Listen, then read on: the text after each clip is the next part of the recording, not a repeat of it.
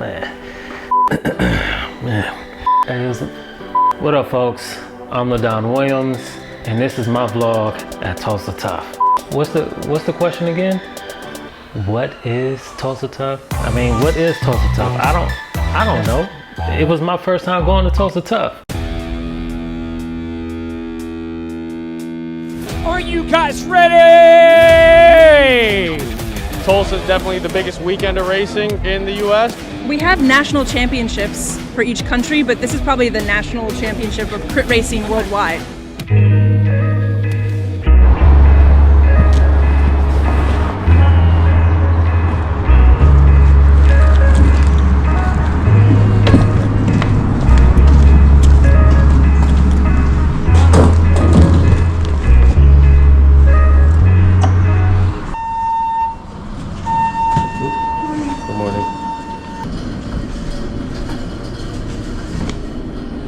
Tulsa, here we come. Tulsa, here we come. Tulsa, here we come.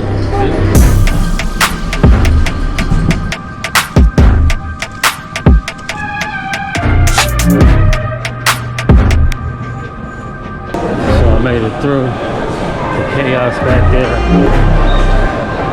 and need to go to my little section. See where we at. Get some snacks. And chill and relax, man. I saw some black people. Well, hello. What up, man? What's up? So, I ran into these folks. Oh, hey. I was like, what you running into? I couldn't give me nothing to eat first, or no snacks. They better have some peanuts. You gotta catch a shuttle and then go across. Gotta fall off. Still 10 toes, never fall young. Finna ball off. And it's still west side Pasadena, never finna fall off. Still 10 toes, never fall young. Finna ball off. And it's still west side Pasadena. Are you lift shit some fast, huh? Hey, really got a plan, huh? But coming to some paper, you won't even lift your man up. I'm coming off the dribble, it's simple, I make them stand up. Come from where they sagging, now luxury, hold my pants up. I'm nasty, you should ask me. Best about the city, ask my daughter why she dabbing. Got my name in their mouth while they songs in the drought. I know it's hard to get out, you should be closing your mouth. American Airlines and our One World partners, thank you for flying with us today. Cigarettes or electronic. Made it to the Airbnb. Now I'm gonna go to a quick all clubs LA little group ride. Shoot over there now. I don't know where I was going. It was literally across the street, right here.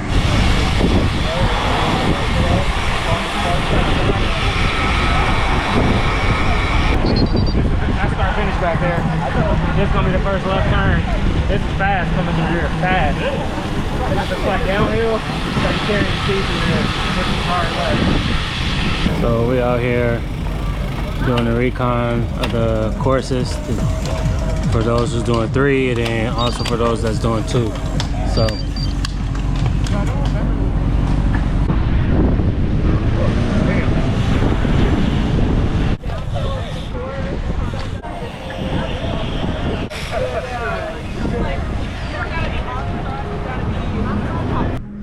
just did the ride with Legion Blazers in Miami. Or you know, the 3 teams. Where is my got dinner for call it a night. My Airbnb is dope. Space is nice. Living room is in there. Bathroom is in here. Let's check the bathroom. So, here's the lights. It's the bathroom here. Tulsa, baby. We in Tulsa. We doing it. Oh, she got the Dove lotion. That's what I'm talking about. Today was just have fun type of mode. a little bit low key. Starting tomorrow, I'll probably get locked in, get my mind right, do the pros group ride.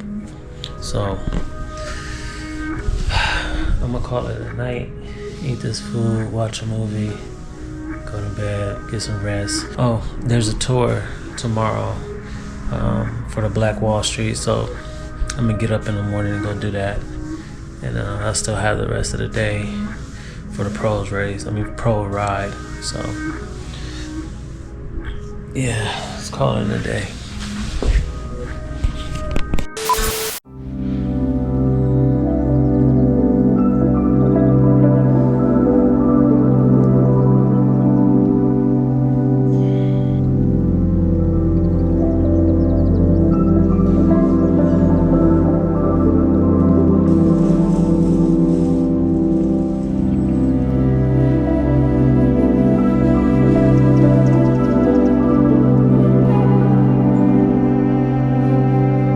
Hey, Tulsa downtown is very nice.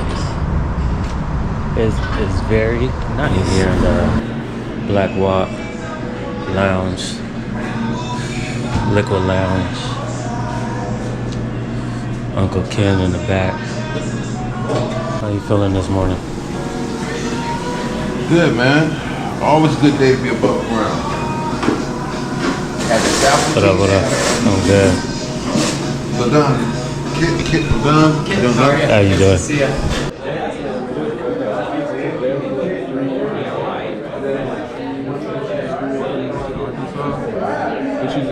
Now, Archer is the main street that most people know outside of Greenwood.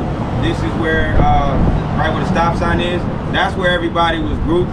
So over 8,000 people were arrested after the massacre. That's the street they had to wait on. And then they were all walked down to the courthouse, which is on 6th and Boulder. So you're looking about 3.5, 4 mile walk.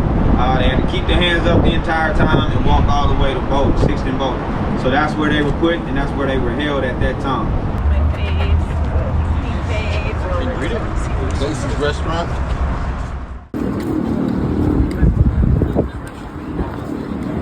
Where Mabel B. Little lived towards the end of her life. This is the house that she lived in. Inside of there, all of the furniture is incredibly small because she was about 4'8", 4'9". So her husband built her very small furniture. And so the last part on this particular monument, we're gonna go to the back side of this monument. There's gonna be a list of all 197 businesses that were burned. And so we're gonna take a look at that, and then we'll cycle back. Juneteenth, which we have in that beautiful floodplain over there.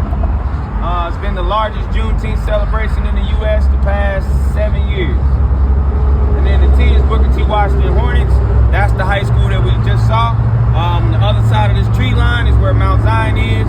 And so that's why Booker T is down here. It was Greenwood's original high school. Just came back from the Greenwood tour. First, let me say this. If you are a visitor to Tulsa and you come to Greenwood, and in other words, you want to come to Black Wall Street, I think we need to normalize. It's still Black Wall Street, but the trueness of the city is Greenwood. Being on this tour, man, just it's really deep. Yes, it's sad, but then there's a lot of information that's not being shared, and there's a lot of incorrect information that is being shared.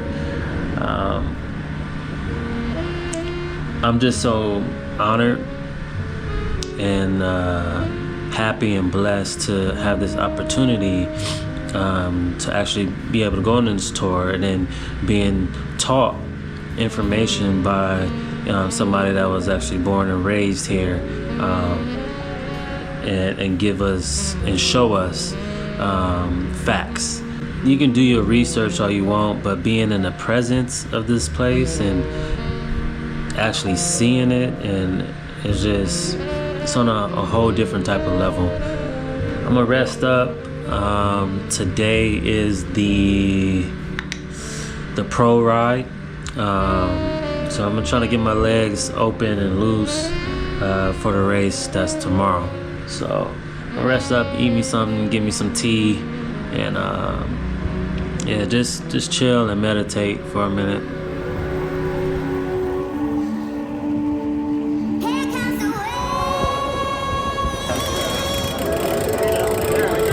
Hey, you see the vibe? You see? Hey, they said your head was gonna get big when you saw I had the jersey on, bro. You know I was gonna get you.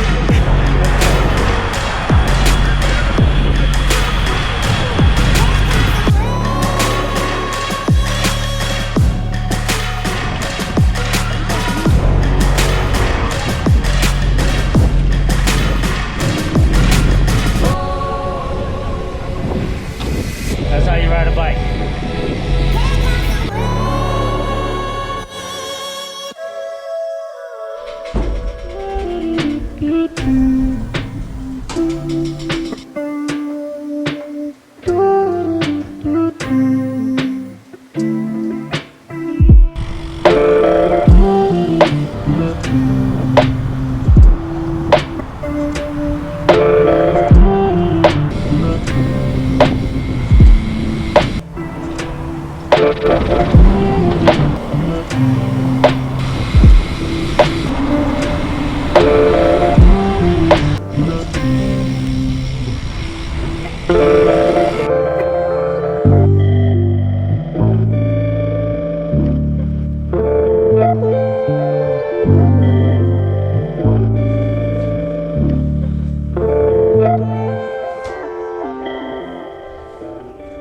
So this is race day 1, Friday, the Blue Dome, and I was super stoked. My goal was to try to podium the first 2 days, but yeah, my first day, it started off rough, extremely rough. So at Tulsa, you sit underneath this tent and you gotta get there when the race before you starts.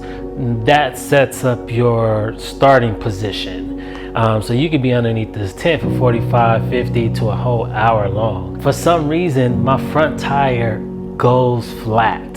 Right when one of the officials was like, hey, y'all can roll out to the start line, literally. So I'm sitting there like, oh my gosh, I came way out here for a flat. My mind did not think about the wheel pit.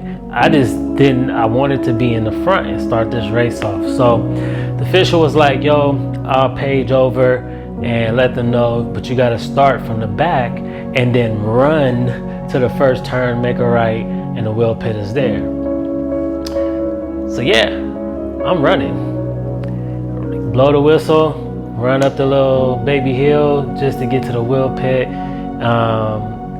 I understand now why people say Tulsa Tough is stressful, especially if it's your first time. Like the environment, the people out there, it was amazing. But yeah, my stress level started to rise instantly.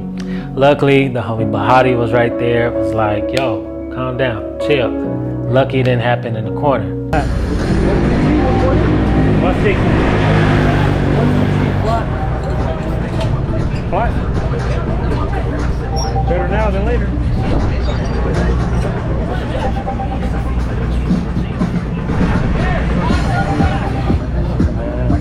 No big deal, man. You don't even stress. Lucky it happened now and not in the fucking corner. Yeah. Which I'm extremely happy for, that it happened now and not during the race. So they swapped out the wheel, and now I gotta start from the back of the race. And I get in the race, man, and I'm like, we got 115 riders. And in Tulsa, I'm a Cali boy. So in Tulsa, the humidity is extremely high. That's just not the temperature. And I'm trying to get adjusted to it without blowing my lid. And what I mean by that is the engine. Like, just imagine your body is like a car engine, and when it overheats, you're done. So I'm starting from the back of the race, and I'm like, I gotta chip at this and get to the front of the race, and just got to be smart, be patient, and use, you know, as little as energy as possible to get to the front. And then as soon as I get to the front, I need to instantly recover. So get to the front, and as soon as I get to the front, I didn't know that a rider already took off. I didn't know. I'm like, I hear over the speaker that this man got a 10-second gap, 15-second gap, and I'm like, what in the world? How did y'all allow this person to get out there? So I'm definitely not going to be able to chase that man back. Nah. So, you know, I recover, and as I recover, I think there was a rider by the name of Matthew Richardson. Shout out to you, my guy. And I knew he was strong. So there was a pivoted move where in a race I kind of yelled out like, don't let that man roll off. And for some reason they allowed him to get like at least a 4-second gap. And I'm like, in my head, I'm like, yo, I'm gonna jump to him. But I wanted to allow the gap to open up just enough because I didn't want to take anybody with me. Right when I was about to jump, two riders on my right side coming up the inside, and I was like, hey, cool, there goes my train. So I definitely was not going to work, because again, I still needed to get to Matthew. So I allowed them to pull as much as possible. I think another rider came up from behind. He pulled, and then both of them kind of like gassed off. And as soon as they kind of like moved to the right, I just in the saddle hammered it. I probably did about like 600-700 watts, and I just sat in there and I just in arrow position, and I'm like, I'm not taking nobody with me, but I'm about to jump across. Now, this is gonna hurt me a lot. I knew this was gonna hurt me a lot, but mentally I really wanted to podium at this race at Tulsa, and I was gonna do whatever I needed to do. So I get across to Matthew. Like I said, this man is strong. Matthew is strong. So I'm trying to recover, and he keeps gapping me a little bit, and I'm like, man, and I knew I didn't have it because I think my heart rate did get up to like 191. And I'm like, man, I need to maintain my heart rate because I'm a blow a lid. And there was a lot of times being behind him. And as much as I knew I wanted to work with him, and we would have worked extremely well, there was quite a few times I wanted to like stop and literally go back to the peloton. But every time like there was a gap, and it was just I literally was mentally talking to myself, no, you gotta get there, you gotta stay on his wheel, get there, get to his wheel, stay on it, to a point where the peloton came and got us. So when the peloton came and got us, your boy went to the back and needed to recover. And at this point I wanted to literally stay in contention where I'm able to see the front of the race, but be about 20th wheel, relax. I think I dodged a few crashes, man, that happened. Coming into the last lap, I knew I had to push and just keep my momentum, try to get towards the front. I think coming into like the 4th to the last turn, there was a crash that happened. And then coming out of the last turn, I went out wide, and the guy that was on my right side, I thought he was going to pinch me into the gate. Luckily he kept his line, and when I seen he kept his line straight, that's when I kicked again, and I came in at 11th place. Super stoked for it to be my first time at Tulsa. I think I rode a good race despite all the situations. I think I handled it extremely well. Now, day 2, Whew. Oh man, day 2 was the hottest day of the weekend. We're talking about above 100 degrees, and my race is at either 2:30 or 3 p.m. right when the sun is like peaking, and there was winds up to like probably 15, maybe 20 miles an hour. I'm not too sure, but there were strong winds. If this is your first time going to Tulsa, you really want to go with people there, and what I mean by that is like, you know, people either on your team or, you know, support system. And because when it hit like these type of days where it's extremely hot, like I didn't know how long I was going to be able to last in this race.